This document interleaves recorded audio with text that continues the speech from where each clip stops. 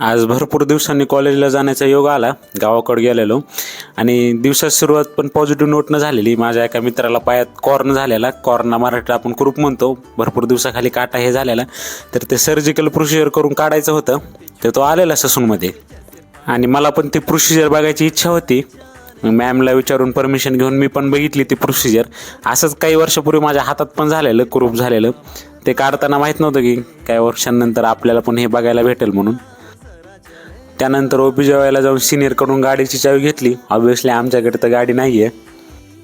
विचार केला आज मकर संक्रांतीचा सण आहे, कुठंतरी फिरायला जाऊतं आणि त्यातले त्या एखाद्या देवस्थानाला विजिट केलं तर अजूनच चांगलं.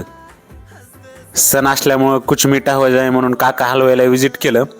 तिथं मी तर रसमलाई खाल्ली आणि रणजित होता त्यानं रसगुल्ला खाल्ल्याला. मग तिथून कुठं जायचं विचार केला आणि मग निघालोत आम्ही. तर रामधाऱ्याला जावं म्हणलं. तर रामधाऱ्याला जाण्यासाठी पहिल्यांदा इथून पुणे स्टेशनवर हडपसरला जावं लागतं. तिथून लोणी काळभोरला आणि तिथं जवळच रामधाऱ्या टेम्पल आहे. ते खूप निसर्गरम्य असं वातावरण आहे तिथं.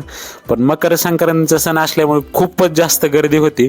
आम्ही तिथं शांततेसाठी गेलो होतो, पीससाठी. पण सण असल्यामुळे खूप जास्त गर्दी होती. तिथं लोकांकडून ते घेऊन खाल्लं आणि भारी एक्सपिरियन्स होता.